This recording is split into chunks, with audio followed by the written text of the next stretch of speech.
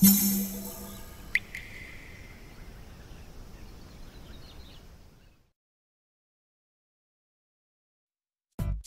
うも、底辺アクアリスト黄昏です。皆さん、以前アップしたクリプトコリネオンリー水槽のことは覚えていますでしょうか？まだ見ていない方は概要欄に再生リストを貼っておきますので見てやってください。いろんな水槽が渋滞してて動画ではご無沙汰なものが多いんですが、この水槽も例に漏れず、最後に投稿した動画は3月12日ということで、しっかり半年経過しております。自分の中でもすでに忘れ去られようとしている水槽なんですが、言うて水替えなどの掃除はしてるんで嫌でも目にします。そんなクリプトコリネオンリー水槽、100匹のトゥッカーノテトラを導入したり、ジャイアントオートシンを導入したりで、一応動画で登場はしています。ただ、水槽全体の状態などは半年前から報告しておりません。というわけで今回は、半年寝かせたクリプトコリネオンリー水槽がどうなっているのか、包み隠さずお話ししていきます。それでは早速、いつものさらっとおさらいから。ありとあらゆる組織培養カップをかき集め、多種多様なクリプトを植えたこの水槽。最初こそ状態が良かったものの、1ヶ月を過ぎたあたりから雲行きが怪しくなり、最終的にはほとんどのクリプトが溶けていってしまいました。クリプトが溶けるのはよくあることだし、また生えてくると分かっていましたが、やはり目の当たりにするときついものがあります。そういったこともあり、動画ではそれ以降登場してなかったんです。そんなクリプトがほぼ溶けてしまった時の映像がこちら。この水槽、照明の出力を下げすぎて、後ろのライトスクリーンが明るく見えてしまい、全体的に暗い映像ばかりになっております。こんな感じで、手前のクリプトコリネルーケンスやパルバなどは無傷なんですが、右側中央付近のクリプトたちは無残にも消えています。溶け始める前の状態はもっと綺麗で、これからどんどん茂ってくるだろうと期待していたので、こんなみすぼらしい姿になるとは思っていませんでした。そこから17日後の状態がこちら。紆余曲折あってなんとか導入できたトゥッカーノテトラ100匹が泳いでいます。正直クリプト自体はあまり変わりないんですが、生態が入ったことで多少マシに見えるからすごいですよね。こんな感じで前傾部分のクリプトは苔もせず順調で、中央のトロピカもなかなかいい感じにでかくなってます。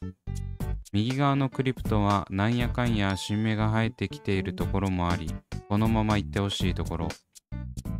後傾部分のクリプトはトンキネンシスが順調で、シバダサニーの方はあまり変化がありません。左側のクリプトは他の場所とアンバランスなくらいギチギチで、途中で植栽したフラミンゴもまだ溶けてはいないようです。続いて2週間後の状態がこちら。右側の溶けていたクリプトたちが若干復活してきましたね。他も溶ける様子もなくいい感じです。右奥のシバダサニーも水面に到達したようで、ようやく後傾層っぽくなってきました。ちなみに一番手前に植栽していたクリプトコリネパルバですが、やはり全く増えないですね。あまりにも成長が遅すぎてびっくりするんですが、この水草を前傾層に使用するなら、組織培養カップが何個いるかわからないレベル。ただ、溶けにも強く微動だにしないので、そういった意味では安定しています。また、クリプトコリネルーケンスは、左側に植栽していたチャームのものは結構増えてきているんですが、右側の ADA のルーケンスは、パルバ同様、新しく新芽が出ている雰囲気もありません。おまけに葉の形もチャームとは違うので、同じ名前ではありますが、ほぼほぼ違う水草なんじゃないかと思ってきてます。自分の環境では ADA の組織培養カップの方がクリプトコリネに関しては若干弱いイメージ。あくまでも自分のこの環境でってことですけど。続いてそこから24日後の状態がこちら。なかなかいい感じになってきたのではないでしょうか。一時期崩壊していた右側のクリプトもしっかりとボリュームが増してきましたし、後継層も悪くないです。逆に右の2株ぐらいが残っていたウェンティ血行はあまり変わらず、剥げている部分もそのまんまですね。こんな感じで遠目から見ると順調に回復していっているこの水槽なんですが、寄りで見てみるとご覧のようにトゥッカーのテトラを100匹入れたことによって糸状ゴケが蔓延しています。別にクリプト自体の調子が悪くなっているわけではないんですけど、やっぱり嫌ですよね。せっかくクリプトが繁茂してきているんで、ここはどうにかしたいところ。というわけでチャームで買ってきました。ヤマトヌマエビ。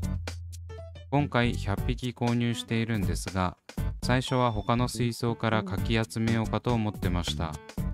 ただ徐々に数が減ってきているのと、全部のヤマトヌマエビを各水槽から持ってくるのは難しいので、思い切って購入。とりあえずこの水槽でしっかり働いてもらって、後からある程度の数を残して他水槽に分散してもらいます。ちなみにヤマトヌマエビを購入するなら、自分が知る中ではチャームが一番安いんですが、正直季節によっては状態が良くないことも多いです。これに関してはどの通販サイトでも言えることなので、1匹残らず万全の状態で導入したい場合は、できるだけ実店舗で購入することをお勧めします。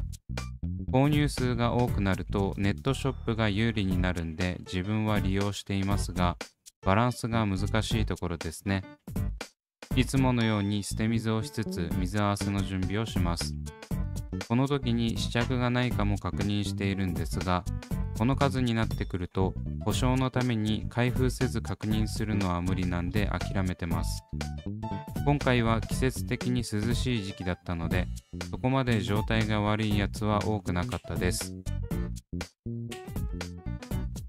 というわけでヤマトヌマエビの準備もできたので、早速導入していきます。最初は100匹全部入れて苔を一掃した後に他水槽に散らばってもらおうと思ってたんですが、さすがに多すぎるので20匹で様子を見てみることに。これでも今の苔の状態なら20匹で十分でしょう。導入直後の映像がこちら。こんな風にしっかりと苔を食らっています。導入直後はヤマトヌマエビの体色が薄く透明なので、どういう風に動いているのかよくわかりますね。正直ヤマトヌマエビって水質変化や導入直後の不安定な時期に弱いイメージがあるので、このタイミングが一番ドキドキします。水質が合っていないと結構水槽から逃げようとする素振りをするので、こんな感じでつまつましてくれると安心です。そんな感じでヤマトヌマエビ20匹を導入して10日後、全体像はこんな感じ。息の状態ではあまりわからないですね。なんか見た感じちょっとクリプトのボリュームが減ってるような気がしないでもない。左奥のトンキネンシスが薄くなってるような、なってないような。ちなみにこれは編集時現在の感想であり、撮影当時は全く気づいておりません。近くから見るとこんな感じ。さすがはヤマトヌマエビ。あんなにへばりついていた糸状苔をきれいさっぱり駆逐してくれています。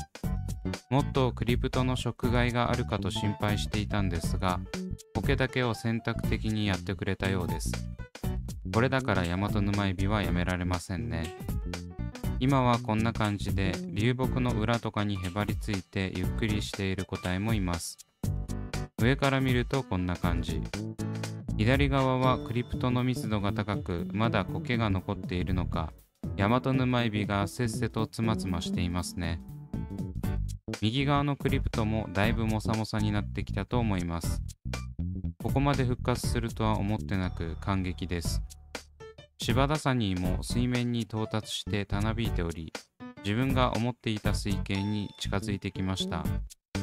側面から見るとこんな感じ。実はこの水槽、この部屋で唯一横から見れる60センチ水槽なんです。他の水槽は壁に隣り合ってたり、他の水槽があったりで正面からしか見れないので、このアングルは貴重です。奥の水槽と合わさって無限に奥行きがある感じがして個人的には気に入っています。その中で泳いでいる大量のトゥッカーのテトラがオツですね。そこから16日後の状態がこちら。なんかライトスクリーンが緑色に光ってますが気にしないでください。ヤマトヌマエビに苔を駆逐してもらってから大きな問題もなく、いい感じにクリプトたちが成長しています。右側のクリプトたちもここまで来れば一安心ですね。左側に比べたらボリュームはそこまでありませんが、逆に葉を横に広く展開してくれているおかげで上から見た時がとても綺麗。ただ中継層という意味では正直微妙なので、どうにか上に伸びていってほしいですね。一度溶けてしまったためだいぶ立て直しに時間がかかり、中継層の役目が未だ果たせていないのはそうなんですが、とりあえずは新芽がガンガン生えてきてくれているうちは多めに見ておきましょう。ちなみに編集時現在撮影した映像を何度も見返しているんですが、やはりヤマトヌマエビを導入してから左奥のトンキネンシスが少なくなってる気がします。正直撮影時に気づけていればよかったんですが、徐々に減ってきているプラス他のクリプトが順調なことで隠れてしまっており、全く分かりませんでした。ここから悲惨なことになるとも知らずに。右奥のシバダサニーは心なしかボリュームも増え、水面に到達した葉も大量に出てきました。ただあまりにも長すぎて手入れが大変ですね。以前もお話しした通り、自分の水槽はすべて油膜が張るので、こうやって水面に水草が到達してると、そこに油膜が滞留したりするんです。そこら辺の手間がかかるので、どうにかして少し長さを調整したいところ。これって先端から切っても大丈夫なんですかね。というわけで、半年間お見せしていなかったクリプトコリネオンリー水槽のその後でした。こういった陰性水草メイン水槽だと、特に変わり映えしない映像が続いてしまうので、なかなか頻繁に動画には出せませんが、今後も何かあった際にはできるだけ動画で報告しようと思うのでお待ちください。というわけで今回はここまで。Twitter と Instagram もやっておりますので、そちらを見ていただけると嬉しいです。それではご視聴ありがとうございました。